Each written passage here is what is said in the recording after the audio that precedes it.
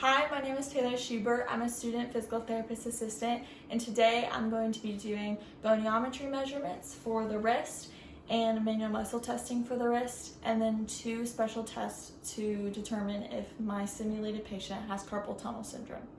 So the first thing we're going to do is wrist extension. So your axis goes on the triquetrum bone. So if we have our patient go into full extension, the triquetrum bone is right below, a little distal to the styloid process.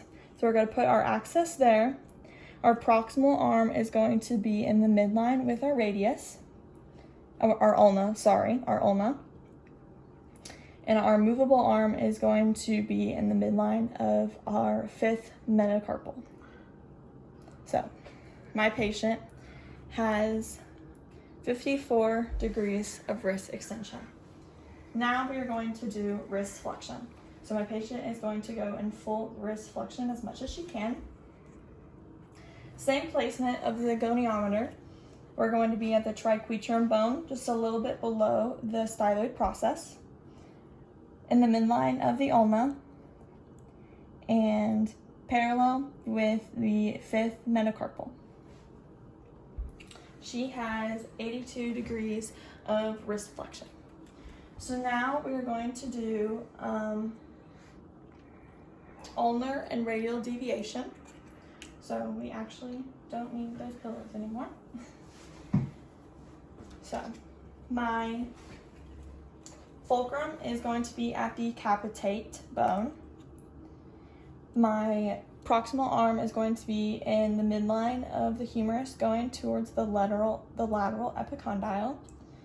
And then she is going to go into radial deviation, so go towards as much as you can to the thumb side.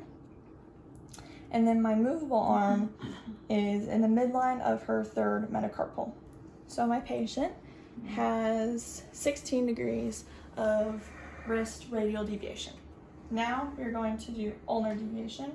So we have the same placement. So we're going to go at the capitate, the lateral epicondyle with the proximal arm, and the movable arm go into this way as much as you can. Yes.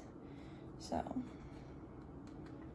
the movable arm is the 3rd metacarpal. She is at 30 degrees of wrist ulnar deviation. Now we are going to move on to manual muscle testing of the wrist. First, we are going to do wrist flexion and radial deviation. So I'm going to have my patient go into as much wrist flexion and radial deviation as she can, but most people, almost everybody, you can't go into radial deviation when you flex. It's mainly just flexing. So my patient's doing that. You can release, you can relax. Then I'm going to palpate for the flexor carpi radialis muscle, which is on the radial side. So now you can come up again. Good job. Go back down, come up one more time. And now I'm going to push into extension and ulnar deviation. So now don't let me move you, so resist. 1, 2, 3, 4, 5. Good job. Now we're going to do wrist flexion and ulnar deviation. So she's going to do that same thing. She's going to come up and now go over to her pinky side as much as she can. Good job. Go back down and go back up.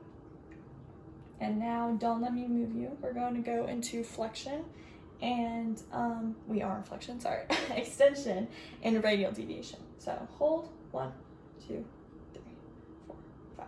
Good job.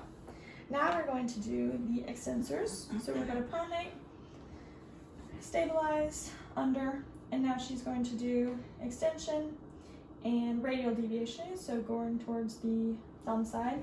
I'm going to palpate for the extensor carpi radialis longus and brevis muscle.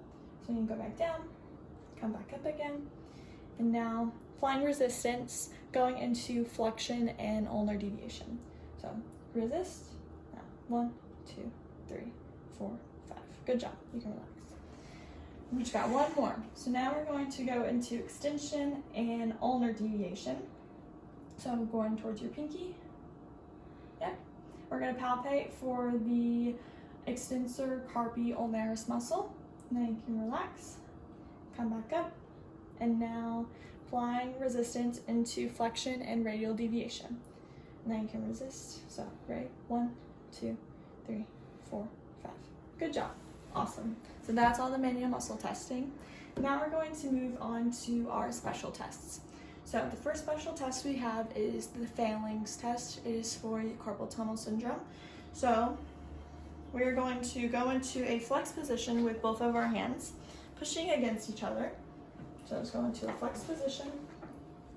We're going to push against, and we're just going to hold this for a little bit.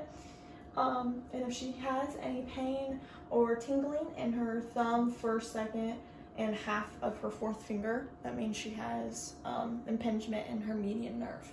But if she doesn't, then this is mainly then just a stretch if there's no pain or tingling. So are you feeling okay? No pain, no tingling? No? Great. So now we have our final special test. It's called the Tenniel test. So I'm just going to have my patient extend their arm out like this. I'm just going to hold it, and I'm going to tap on that median nerve. If she has pain or tingliness in her thumb, first, second, or half of her fourth finger, that means there is entrapment in the carpal tunnel with the median nerve entrapped, and she will have the pain and tingliness. So do you have any of that? Nope. Okay. And that means all of our tests and measurements are done.